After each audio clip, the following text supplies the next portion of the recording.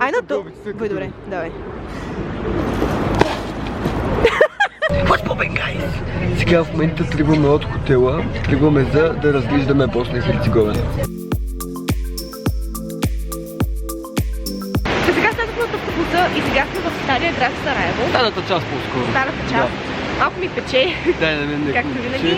Но сега имаме да се разхождаме около Стария град с екскурзовод всъщност, след което имаме час и половина имаме свободно време, така че там също ще снимаме и сега така си обикаляме.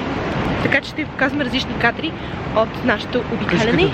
Нещо, което забелязах, само да кажа, че има много гълъби, а мен малко ме е страх. Гълъби ли? Ами не знам, на няколко пъти вече прелетяха гълъби. А малко ме е страх, защото да не ми минат през главата. Да. Покажи водата каква е кафява. Водата е кафява. Значи обясняваха ни, че всъщност е кафява заради самата почва. И заради дъждовете, да. И заради почвата и заради дъждовете. И ето тук с сградите. Вижте, някак е смесено старо, но ново в същото време. Това е целият град. Малко история да включим. Добре. Какво ни казаха? Значи преди 20 години абсолютно всичко в този град е било срутено, тъй като имало гражданска война. Точно така. И искам да ви кажа, че за 20 години те са го издигнали отново и са станали супер красиво е. Просто много. И за такъв голям и хубав град населението им е горе-долу 450 хиляди, което мисля, че е сравнително малко. Ами да, със сигурност това. Тук от Сараево е тръгнала и Първата световна война, защото са убили... Тук сме екскурзоводи за вас. Защото единственото това, което разбрахме, това е екскурзоводката. Ето тук започва Първата световна война. Защото на този мост е убит австро-унгарският престолонаследник. И заради това почва Първата световна война и нещо си Фердинанд. Нещо си Фердинанд, не помним. Вижте пейки. What? Това е първата сгъваема пейка, която виждам. Ето е толкова яко. Не го заснех. О, хора, вижте. Тук хората са съврекли в любов. Това е много яко. Вижте нашата трупа. Къде ще ходим? Да, кажем стадото. Това е нашето стадо, приятели. Хора, само да кажем в този влог и като цяло другите ще ви бъдем сигурно като екскурзоводи, тъй като ще ви разказваме малко история, ще ви показваме неща, кое какво е, така че се пригответе. Между другото да си призная честно, никога не съм бил по историческите и хубавите гледки, но тук ми харесва. Историята в този град е интересна. Ето това са нашите нови приятели, хора. Обаче някой по-такава снимка. И снимам те, мамо. Влизаш в клипа? Ето това е мама, приятели. Ето, тук сме на паметникът Александър Невски. Не сме, това не знам какво е. Но изглежда много хубаво. Хора, много е красиво. Вижте колко е яка. Вижте статуя е там. Вижте.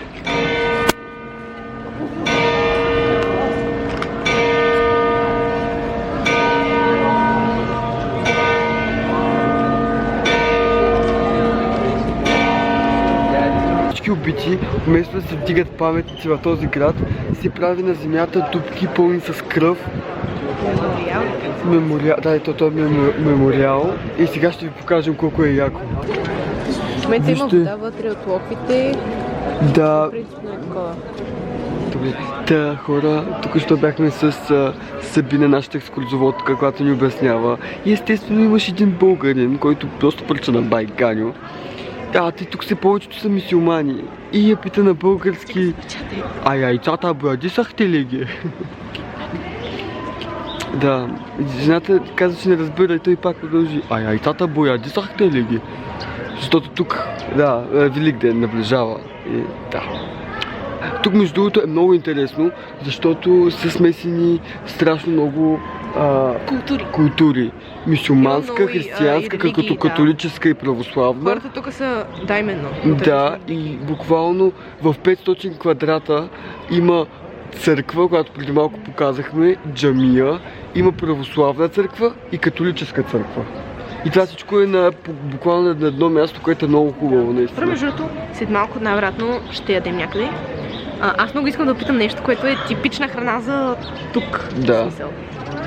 Така че да, ще снимаме какво ядем, разбира се. Да, определено. Както и за Инстаграм. Единствено ме яд, че тук нямаме 3G, защото е супер скъпо, ако си включим 3G-то. Да, тук е много скъпо, буквално на минута беше към 7 лева, ако се Да, сещам. така че даже не беше на мегабайт нещо такова. На мегабайт. На мегабайт 7 лева или беше на минута 7 лева? Минута за разговор. За минута за разговор, Да. може би, да. И така че малко не мога да инстаграмвам, но... Направо ни се свиди да го включим, да.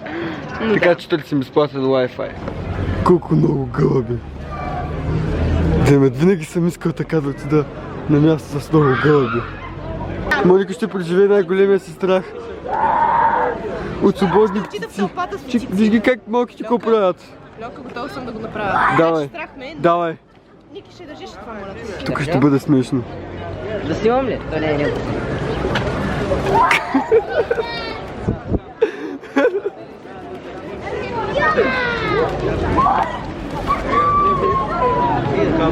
Ще ме измерят по глава.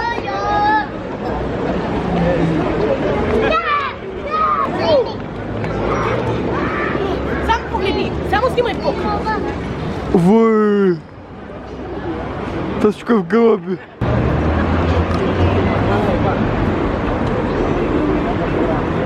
Я хвани някой. Да, беше го фана. Ваяре! Хвани го на Ку-ку! Ку-ку! Люк. Слейте се с гълбите. Ку-ку! Давай. Ай на то. Бой, добре, давай.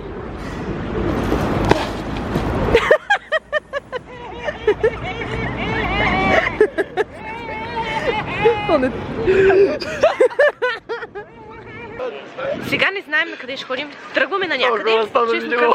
Да, Илян падна, защото е Илиян. Ще имаме да хапваме някъде и ще снимем вероятно там. О, много е красиво. Не Моника. Секси магнит. Я покажи какво си взе. От Сараево. Трубичката е много яка. Тук да го извадим днеска. Я чакай да фокусираме. Ето. Ето това е магнита. Гледката е хубава. Ох, наистина мериш на скаричка, тук направо ми се прядоха кефтаци. В трагични времена, когато вали, отиваш и търсиш някъде да ядеш. Трябва да хапна нещо. Ето сега Моника си избира. Бе, това прилича на сирене. Това като кола, аз харесвам. Ще стане много сладко между другото. Вие искате ли? Не. Че си измия да си... Може половинка, ама после като такова. Ники, ти? Хигиената е винаги на първо място, в случай, че не знаете. Така, давай, опитай изкарам? първото. С ногти, с какво? Нямам ногчи. С пръст? Оба. Давай, Мони. Всички очакваме твоето.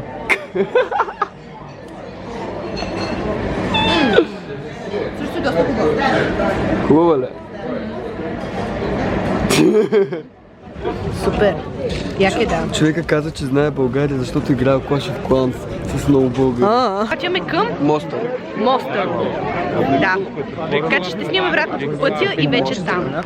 Апдейт към ситуацията. В момента сме в как? Мостер. Мостер. Мостер. Добре. Мостер.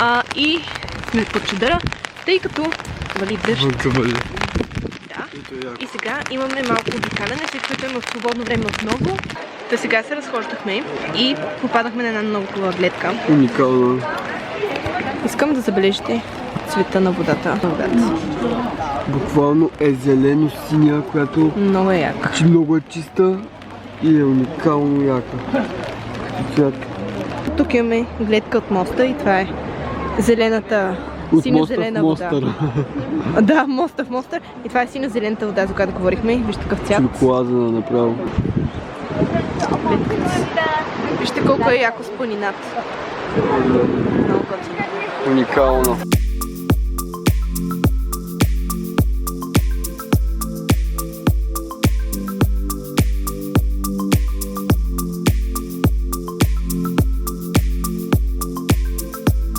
Хюстън, Тексас, бейбе! Хора, в момента сме в хотела в Дубровник.